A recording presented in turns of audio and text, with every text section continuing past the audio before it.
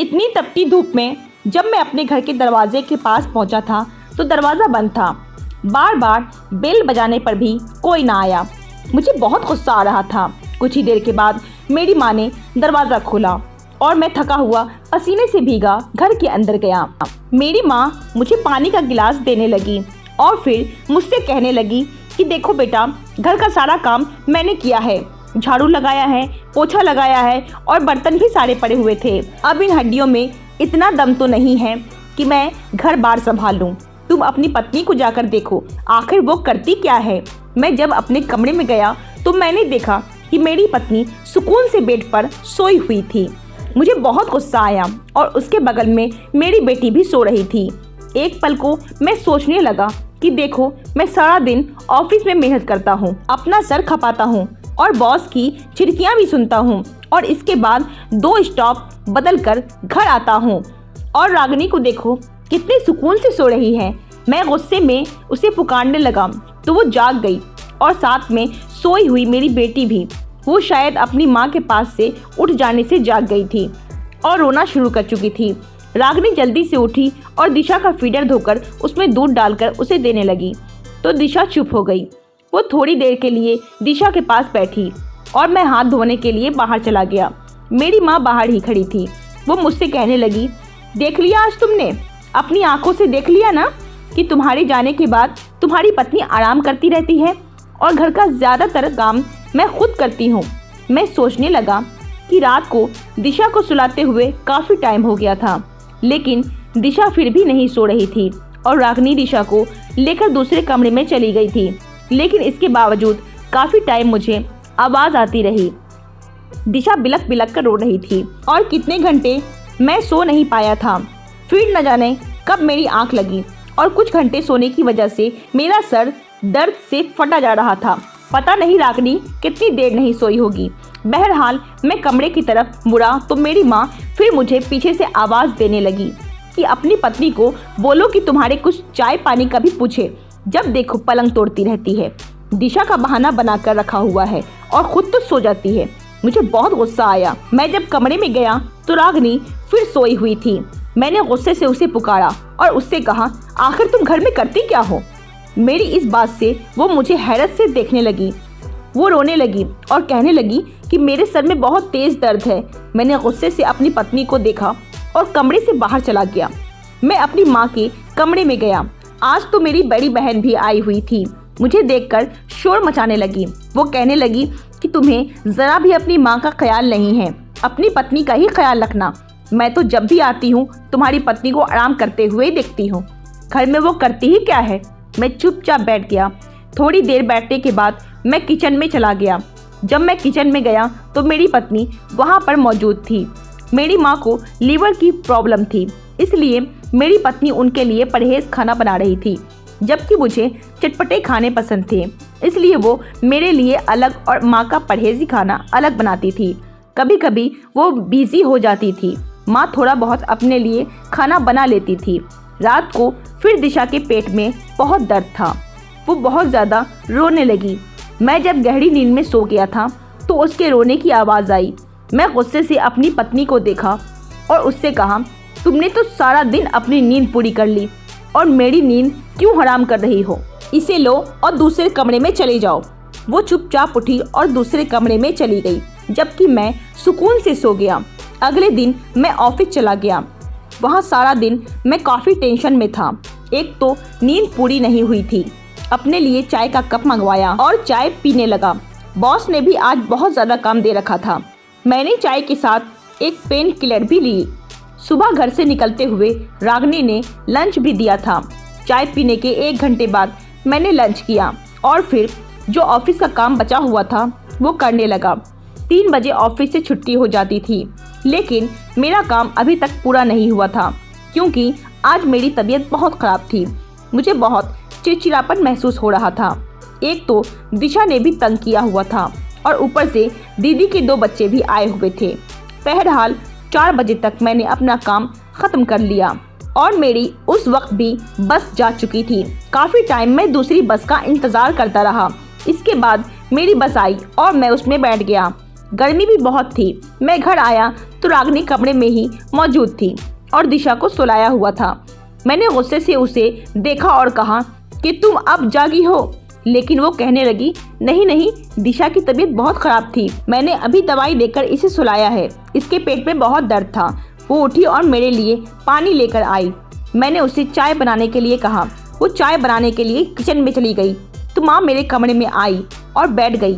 मैंने अपनी माँ से हाल चाल पूछा तो वो कहने लगी, रमन बेटा, तुम्हारी पत्नी अब उठी है, कुछ भी नहीं करती।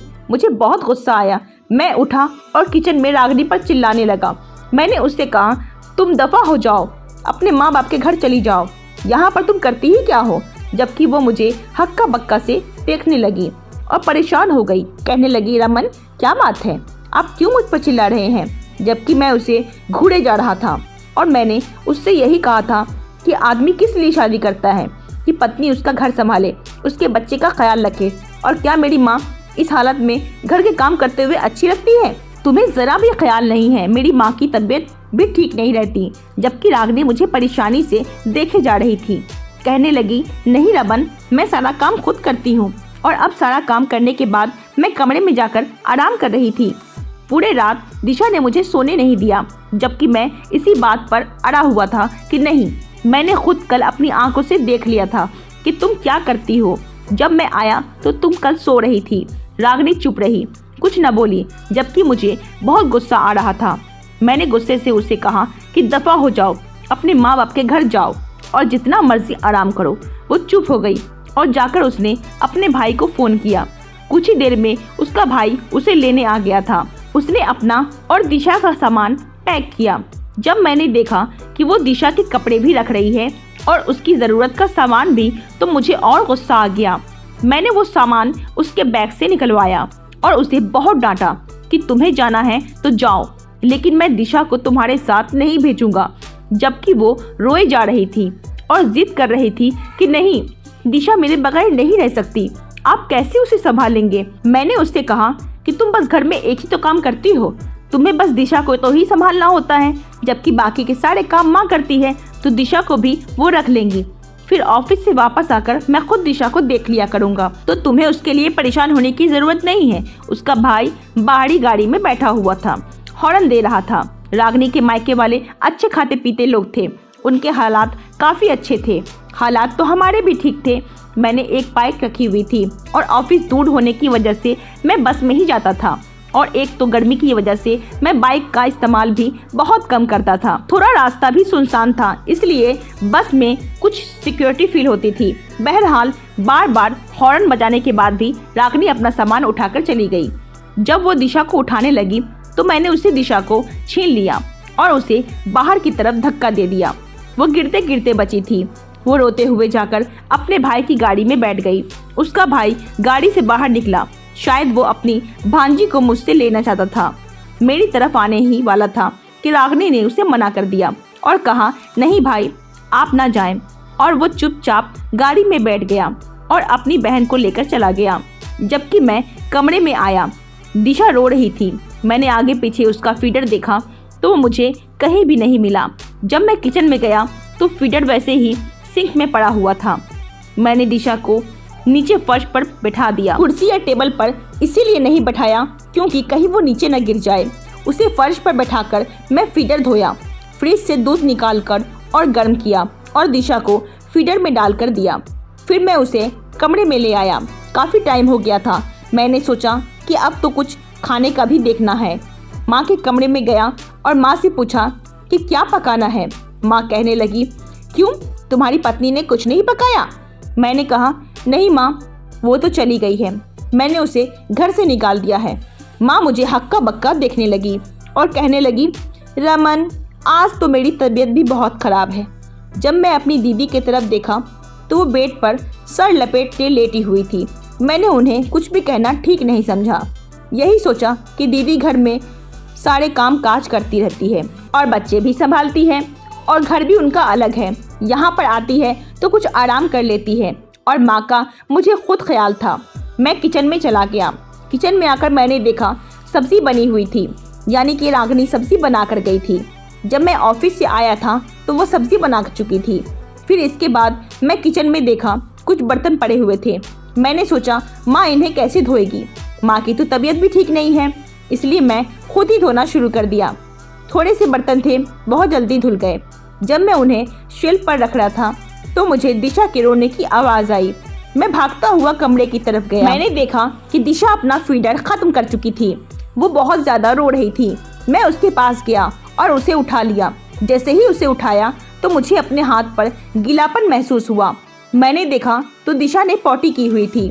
अब ये काम तो माँ की करने की थी। मैंने जल्दी से दिशा का पेपर चेंज किया और बहुत बुरे दिन से चेंज किया, यहाँ तक कि मुझे उल्टी भी आने लगी थी। लेकिन बहरहाल मुझे ये काम भी करना था। पॉटी साफ करके मैंने दिशा के कपड़े चेंज किए। कपड़े चेंज करने के बाद मैंने दिशा को झूले में लेटा दिया और वो सुकून से लेट गई। शायद वो इसलिए रो रही थी कि उसने पैम्पर्स गंदा कर दिया था। फिर उसके बाद मैंने बेड से सारी चीज़ें उठाई और बाहर फेंक दी। जब बेडशीट को देखा तो वो भी गंदी थी। मैंने वो बेडशीट उतारी और अलमारी से धुली हुई बेडशीट निकालकर बेड पर बिछा दी। फिर वॉशरूम गया और जाकर देखा कि कपड़े और बेडशीट धोई हुई है। अभी मैं धो ही रहा था कि मुझे दिशा के रोने की फिर से आवाज़ आई। मैं भागा हुआ कमरे में आया और यही सोच रहा था कि कहीं दिशा गिर न जाए, क्योंकि अभी उसे बेड या झूले से नीचे उतरना नहीं आता। मैं उसे उठकर माँ के पास लेके चला गया। मैंने कहा, माँ थोड़ी देर दिशा को देख लीजिए। मैं उसे माँ के पास छोड़ आया और आकर बेडशीट धोकर छत पर फैलाकर वापस आ गया। तो मैं किचन में चला गया। मैंने सोचा कि सब्जी तो रागनी बनाकर गई है, लेकिन मुझे रोटियां भी देखनी है। मैंने सोचा कि चलो कोई बात नहीं, मैं बेलन पर कुछ ना कुछ कर ही लूँगा। दीदी की तबीयत भी ख़राब है और माँ से भी तो मैं ये नहीं कह सकता कि माँ आप कुछ बना कर दे दीजिए। मैंने फ्रीज खोला और देखा फ्रीज में आटा तो था नहीं। अब आटा कैसे गूंदूं? आटे का तो मुझे पता ही नहीं। मैंने सोचा कि क्यों ना खाना ऑर्डर कर दूं। मैंने माँ का परहेजी खाना देखा तो वो भी बना हुआ था, सिर्फ रोटियां मुझे ऑर्डर करनी थी। मैंने रोटियों का ऑर्डर दे दिया और फिर माँ के कमरे में चला गया, क्योंकि मुझे दिशा के रोने की आवाज़ आ रही थी। मैं दिशा को उठाकर ले आया और उसे चुप कराने लगा, लेकिन मुझे महसूस हुआ कि शायद इसे भूख लग रही है। मैं किचन में गया और उसके लिए सेरेलैक बनाया। पहले तो मुझे समझ नहीं आ रहा था कि सेरेलैक बनाना कैसे है। फिर इस डब्बे के ऊपर लिखा हुआ था कि इसे किस तरह से बनाना है। मैंने सेरेलैक बनाया और दिशा को खिलाने लगा। उससे खाते खाते फिर कपड़े गंदे कर लिए थे। मैं उसे खिलाते के बाद उसके कपड़े चेंज करने लगा। तब तक रोटी भी आ चुकी थी। दिशा को बेड पर बैठाकर कुछ छोटे छोटे खिलौने रखे तो वो उनके साथ खेलने लगी। इतने में दरवाजे पर बेल बजी। शायद होटल वाले ने रोटियां भिजवा दी है। मैं रोटी लेने बाहर गया और रोटी लेकर किचन में आ गया। किचन में आया तो सब्जी ठंडी पड़ी हुई थी, क्योंकि वो तो काफ़ी टाइम पहले रागिनी ने बना कर रखा था। शायद इसलिए कि दिशा उस वक्त सो रही होती होगी, तो उसने सब्जी बना दी होगी, क्योंकि बच्चे को संभालना कोई आसान काम नहीं है। पिछले इन 3 घंटों से मुझे इस बात का एहसास हो गया था कि मैं माँ के पास गया और माँ से कहा कि माँ आप उठकर सब्जी ही गर्म कर दीजिए, जब तक माँ ने मुझे साफ साफ जवाब दे दिया था कि नहीं रमन बेटा, मुझ में तो चलने की भी हिम्मत नहीं है। मैं किचन में आया और अपनी माँ की सब्जी गर्म की, उन्हें उनके कमरे में दे आया और अपना खाना लेकर अपने कमरे में आ गया। दिशा अभी तक अपने खिलौने के साथ खेल रही थी। मैंने जल्दी जल्दी मोटे मोटे निवाले तोड़कर खाना खाना शुरू कर दिया, यही सोचकर कि अगर दिशा ने रोना शुरू कर दिया तो सब्जी और रोटी दोनों ही ठंडी हो जाएगी। इसलिए मैंने जल्दी जल्दी खाना खाया। अभी खाना खा ही चुका था कि दिशा ने फिर से रोना शुरू कर दिया। फिर मैंने दिशा को उठा लिया। उसे उठाए हुए मैं किचन में बर्तन रखने चला गया। चाय पीने का बहुत मूड हो रहा था। मुझे याद आया कि इस टाइम खाने के बाद रागिनी कभी कॉफ़ी और कभी चाय बनाकर मुझे देती थी और मुस्कुराती हुई मेरे पास आती और कहती, आप थक गए हैं तो मैं आपका सर दबा देती हूँ, टांगे दबा देती हूँ।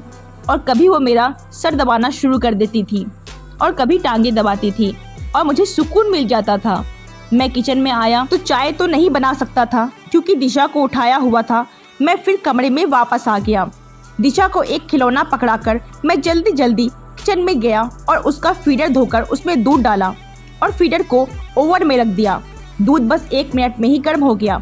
मैं जल्दी से फीडर लेकर कमरे में आया। तब तक दिशा के रोने की आवाज़ फिर आ रही थी। मैंने दिशा को फीडर दिया और वो चुप हो गई। फिर मैं उसे अपने हाथों से लिटाकर कमरे में चला गया। कुछ ही देर बाद वो सो गई। मैं खुद भी उसके पास लेट गया। न जाने कब मेरी भी आंख लग गई, क्योंकि पिछले 2-3 दिनों से मेरा भी तबीयत ठीक नहीं था और मैं बहुत थकान महसूस कर रहा था। आधी रात को मेरी आंख खुली तो मुझे ऐसा महसूस हो रहा था कि मेरा बिस्तर गीला है। मैं जल्दी से साइड टेबल पर पड़ा लैंप ऑन किया और देखा तो दिशा का पैम्पर्स लीक है। मैंने जल्दी से उसका पैम्पर्स चेंज किया, उसके कपड़े चेंज किए, अलमारी से एक और बेडशीट निकाली और वो भी चेंज की। नींद इतनी ज़्यादा आ रही थी कि वो कपड़े और बेडशीट मैंने ऐसे ही वॉशरूम में रख दिए और खुद भी सो गया और दिशा को भी सुला दिया। सुबह उठा तो काफ़ी टाइम हो चुका था। तब तक माँ नाश्ता कर चुकी थी, लेकिन जब मैं जागा तो माँ ने मुझसे नाश्ता का नहीं पूछा। मेरी दीदी के बच्चे भी आंगन में खेल रहे थे।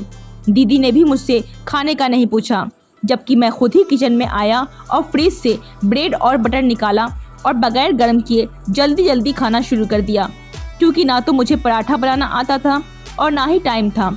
हालांकि मुझे नाश्ते में दही और पराठा बहुत पसंद था। मुझे नहीं पता कि रागनी कब और कैसे दही बना देती थी, कितना दूध डालती थी और इसमें कितना दही मिक्स करती थी। मुझे तो बस हर चीज़ तैयार मिलती थी। बहरहाल मैंने ब्रेड खाई और जल्दी जल्दी तैयार होकर ऑफिस के लिए चला गया और दिशा को माँ को पकड़ा दिया। सारा दिन ऑफिस में बिजी रहने के बाद जब मैं घर आया तो मुझे गली से ही दिशा की रोने की आवाज़ आ रही थी। मैंने दरवाज़ा खटखटाया तो माँ ने दरवाज़ा खोला। दिशा आंगन में ही फर्श पर बैठी रो रही थी। उसके आसपास बहुत सारे खिलौने पड़े हुए थे। जब मैं अंदर आया तो मुझे देखकर वो और चिल्लाने लगी और पापा पापा कहने लगी।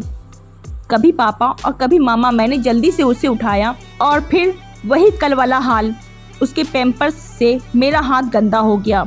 मैं बहुत परेशान हुआ और अपनी माँ की तरफ देखने लगा और अपनी माँ से कहा कि माँ, दीदी से ही कह देती कि उनके भी तो कुछ लगती है। भाई की बेटी है, इंसान कम से कम मजबूरी में ही सही कोई काम कर देता है। माँ कहने लगी कि नहीं बेटा, तुम्हारी दीदी तो दिन में ही चली गई थी। वो तो 1 महीने से मेरे पास नहीं आई थी, मुझसे मिलने ही आई थी। मैंने माँ से कहा कि दीदी इतना तो देख सकती है ना कि आपकी तबीयत खराब है, 3-4 दिन रह लेती तो क्या हो जाता। लेकिन मैं तो शायद समझ गया था कि वो इन्हीं झमेले की वजह से घर से चली गई है। हालांकि पिछले महीने जब वो आई थी तो पूरे 10 दिन रहकर गई थी और मैंने खुद महसूस किया था कि रागनी ने उनके बच्चों को भी संभाला हुआ था और वो आराम ही करती रहती थी। लेकिन फिर भी उनकी जुबान पर यही शिकायत रहती थी कि रागनी हमारा ठीक तरह से ख्याल नहीं रखती है। मैं यही सोच रहा था कि दिशा की ज़ोर ज़ोर से रोने की आवाज़ मुझे झंझोड़ दिया। मैं जल्दी से वॉशरूम गया और वहाँ रात वाले कपड़े देखकर मेरा और दिमाग ख़राब हो गया। अब जैसे भी था मुझे ये सब कुछ तो करना ही था। मैंने दिशा के कपड़े उतारे और दिशा को नहलाने लगा। मुझे इस चीज़ का बिल्कुल एक्सपीरियंस नहीं था, लेकिन ये सब तो मुझे ही करना था। मैंने दिशा को अच्छे से तैयार किया और कमरे की हालत ठीक की। जल्दी से वॉशरूम में जो गंदे कपड़े पड़े थे उन्हें धोए, अपने शर्ट धोई और छत पर फैलाने के लिए चला गया। मुझे बहुत कुछ याद आ रहा था कि इतने सारे काम के बाद भी रागनी ने कभी अपने माथे पर बल नहीं डाले थे। अगर मैं कुछ कह भी देता था तो वो आगे से मुस्कुरा देती थी। इसके बाद भी वो मेरा बहुत ख्याल रखती थी। ये सब सिर्फ माँ की वजह से हुआ था, क्योंकि माँ मुझे बार बार ताने देती थी कि तुम्हारी पत्नी करती ही क्या है। पता नहीं माँ को रागनी से क्यों इतनी चिढ़ थी। मैं किचन में गया, वहाँ पर कुछ भी बना हुआ नहीं था। दिशा को दूध गर्म करके दिया और यही सोच रहा था कि इतना भड़काने के बाद माँ ने इतना तो कर लिया कि अपने लिए कुछ परहेज़ी खाना बना लिया, लेकिन बेटे को पूछा तक नहीं। माँ जो कहती थी कि बर्तन मैं धोती हूँ तो वो सिंक तो बर्तनों से भरा पड़ा था। माँ ये कहती थी फर्श मैं साफ़ करती हूँ, लेकिन 2 दिनों से फर्श भी गंदा था। मैं किचन में गया और कुछ बर्तन धोए, किचन की कुछ चीज़ें समेटी थी और आकर दिशा को उठाया और उसे प्यार करने लगा और अपनी बेटी से कहा कि चलो बेटा। जब बाहर निकला तो माँ कहने लगी, रमन बेटा कहाँ जा रहे हो? मैंने कहा माँ, मुझे पता है कि मुझे कहाँ जाना है। ये कहते हुए मैं अपने बाइक निकाली और दिशा को आगे बैठाया और अपनी बाइक को उस साइड पर ले गया जहां मुझे जाना था। जिन रास्तों पर मेरी मंजिल थी, मैं ये समझ गया था कि मैं रागिनी के बगैर कुछ भी नहीं हूँ। मेरी पत्नी के बगैर मेरा घर अधूरा है। ये सब कुछ मेरी बेटी, मेरा घर तो मेरी पत्नी ने ही संभाला हुआ था। मुझे अभी भी याद आ रहा था कि सुबह ऑफिस के लिए कपड़े निकालना भी मेरे लिए कितना मुश्किल हो रहा था। वो तो शुक्र है कि रागिनी ने कुछ कपड़े प्रेस करके अलमारी में लटकाए हुए थे। मैं इन्हीं सोचों में था कि रागिनी के मायके के करीब पहुंच गया। मैंने दरवाज़ा खटखटाया तो दरवाज़ा रागिनी की भाभी ने खोला था। मैं नमस्ते करते हुए अंदर आ गया। उन्होंने दिशा को मेरी गोद से ले लिया। मैंने उनसे रागिनी के बारे में पूछा तो उन्होंने कहा कि वो अंदर कमरे में बैठी है। मैं जब रागिनी के पास गया तो मैं ये देखकर हैरान रह गया कि उसकी आंखें सूजी हुई थी। शायद वो बहुत ज़्यादा रोई थी। मैंने उसे पुकारा। मुझे देखकर वो बहुत हैरान हुई और जल्दी से उठ खड़ी हुई और मुझसे दिशा का पूछने लगी। जल्दी से भागकर बाहर गई और उसने दिशा को उठा लिया और उसे चूमने लगी। ये सब देखकर मैं मुस्कुराने लगा और मैंने रागिनी का हाथ पकड़ लिया और उससे कहा, रागिनी, मैं तुमसे माफ़ी मांगने आया हूँ। तुम्हारे बगैर मेरा घर अधूरा है। मेरा इतना ही कहना था कि वो मुस्कुरा दी और दिशा को खूब प्यार करने लगी।